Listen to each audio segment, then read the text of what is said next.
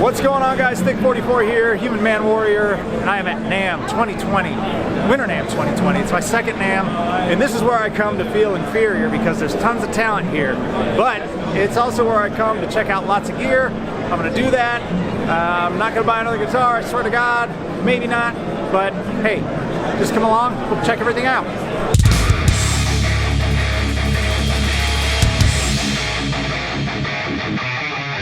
So first stop was at Balaguer Guitars. I'm a Balaguer artist, so I had to stop and see my homies first. I'm with Joe Balaguer with Balaguer Guitars. Joe, how are you? I'm doing well, how are you? Pretty good. Pretty arrogant to put your name on a guitar though, wouldn't you say? Yeah, I guess your employees probably aren't bitter about that at all? I don't know. I mean, it's probably a bad idea because no one pronounces it correctly. Did I get it right? You did. Okay. Because you've had time to practice. That's right. Yeah. Do you want to show us like some new stuff that you have here today? Sure. So we have a lot of guitars here, obviously. Yeah. One that's really cool, it's this is a USA build, it's all aluminum. So it's two pieces, front and back, connected with screws on the back, full aluminum neck, built for us by this guy Robot Graves in New Hampshire. So that's a one-off for us this show. Okay. We have a bunch of artist signature models new for the show. We have the Tony Espada T-Bar, which is a baritone guitar for Tony from the band The Word Alive. We have a green growler at the end there. It's a metallic forest green for Dan from the band 4 Years Strong. And then we also have down here, these guitars for Mo Burchell, the band Sayers. We have a baritone woodwind, so a 26.5-inch scale guitar with an ever-tuned bridge. And down to the left is his standard model, which is a faded seafoam green finish, standard scale length. And yeah, just a bunch of new production finishes and it's all new stuff for the show. We have our Vision Drive here on the floorboard, which is our overdrive pedal, and the new white enclosure. So it's got a modern and a vintage voice on it. So those retail for $199 all in the United States. That's pretty much it. Awesome. So if I'm out there looking to buy a guitar, where would I go? What website do I go to? Well, you would go to www.balaguer-guitars.com. But if you're in the UK, you can go to guitarguitar.co.uk and buy our guitars there as well. Awesome, man. Well, thanks so much for showing us around, and we're going to let you enjoy the rest of your show. All right, see ya.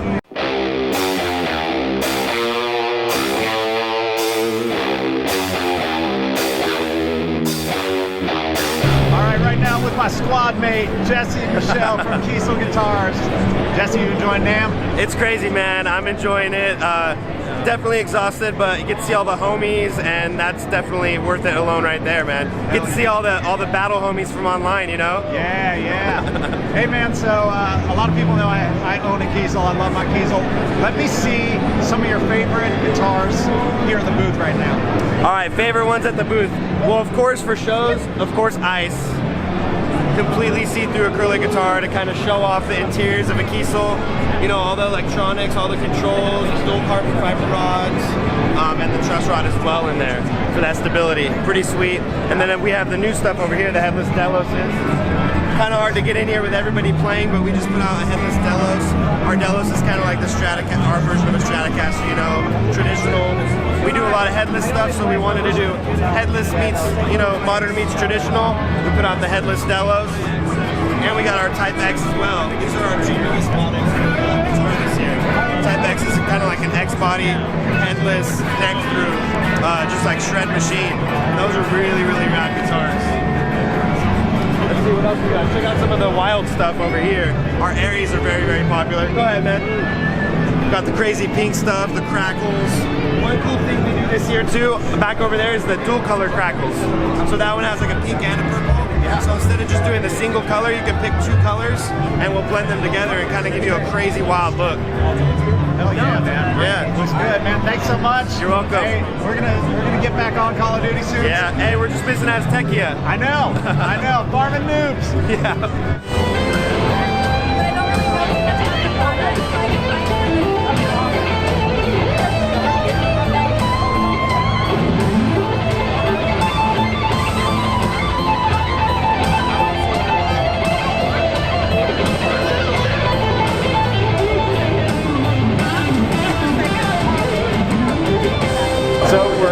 at the ESP showroom. As some of you know, I have an ESP. I've had many in the past.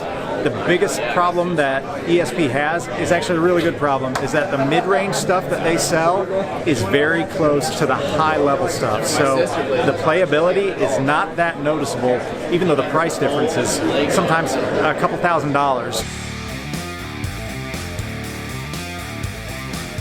All right, so now's the part of the show where we go find drinks.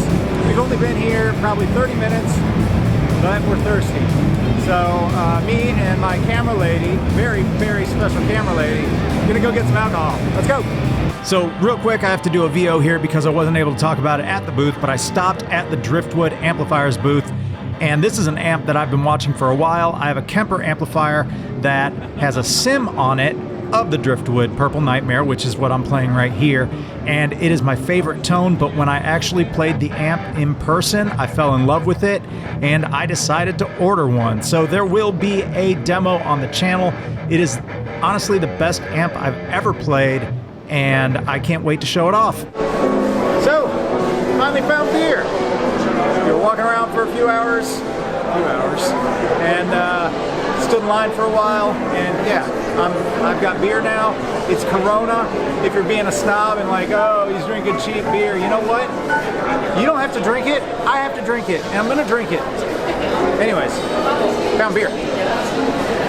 So right here, we were at the PRS booth, and you wouldn't have been able to hear me because Dusty Waring from Between the Buried and Me was playing. North Carolina guy, incredible band. I don't know why I didn't grab footage of him. I think I was just enamored with the guitars. They make great guitars. The USA guitars you're going to pay a premium price for, but they're definitely worth it. Also, their SE models, which are made overseas and are more affordable, are really good as well. I feel like PRS offers something for everybody, not only within a budget, but also within a playing style or genre. So if you play blues, they have something for you for blues. If you play metal, they've got a guitar out there that's probably more of a metal guitar. They do a great job of covering a scope of all players and budgets.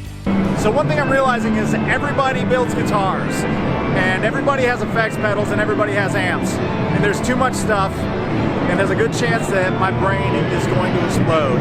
It's just way too much. I love everything. But on that, when I think of buying a guitar, I just gravitate to the brands that I already know. Even though there's like some new brands out there that are really cool, it's just, I do like the familiarity of things. But with some of the pedals are just overwhelming right now. Too many pedals. So I guess you really have to weed through a lot to find the ones that you like. I'm gonna check out some more stuff, we'll see. So here we are at the Fender booth. It was really loud in there, and that's why I'm not talking into the camera. But Fender had some beautiful guitars up. The Parallel Universe stuff was awesome. Their Masterbuilt guitars looked incredible. Fender makes a great guitar. They make a really good beginner guitar. They make amazing high-end guitars, but the mid-range stuff lacks consistency. I literally cut my thumb on a bass neck because of poor fretwork. It was a made in Mexico bass. Additionally, there was another mid-range guitar that within the the $700 range that had a bowed neck. This was right off the wall of a big box store. So that's my feedback to them, is just, watch the QC on the mid-range stuff. Keep doing what you're doing on the beginner and high-end side. On a side note, this yellow Telecaster right here was painted by Beth Freeman. Beth Freeman is a streamer. She's an artist. She does leather work. Not the weird anyways, Beth is awesome. She's hilarious. I'm gonna link to her right here, and you should follow her.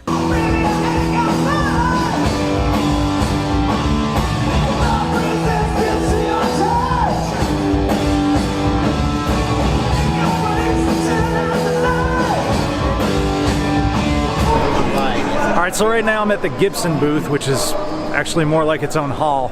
Obviously they have a lot of money, so they can do these types of things, but normally my biggest problem with Gibson is that they're inconsistent in their builds.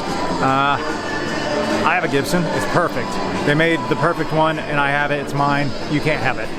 But I recently tried a few out and I gotta say, not bad. And I mean, actually really good. They actually felt really good. I tried,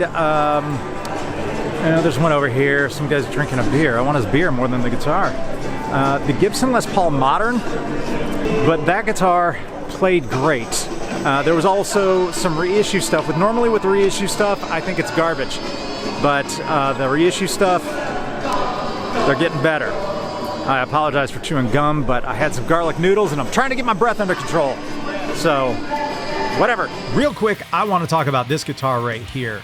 It was probably in my top 3 of best guitars I played at NAMM. It was the Ernie Ball Sabre, and it was a delight. I think it was their answer to a more modern approach to a build. Ernie Ball obviously has a great reputation for building guitars, and this did not disappoint. What did disappoint was the price point on this. It is really expensive. I believe it's around $3,200. And maybe I'm being cheap, but yeah, I don't think I could do that. Either way, it was an awesome guitar, and I had a lot of fun playing it.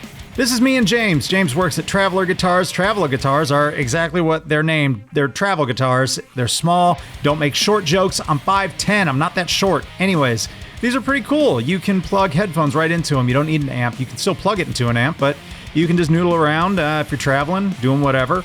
The most important part of this is that James is part of the Neebs gaming community. I've met him before, and it was good seeing him again.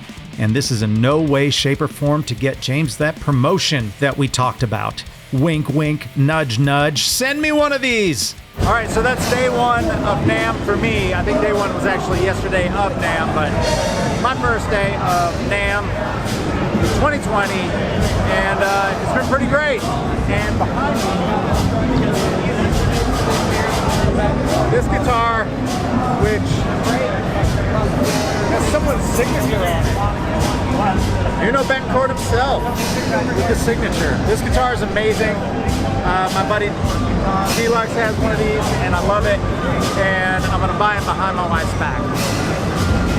Maybe not. Okay. All right, later.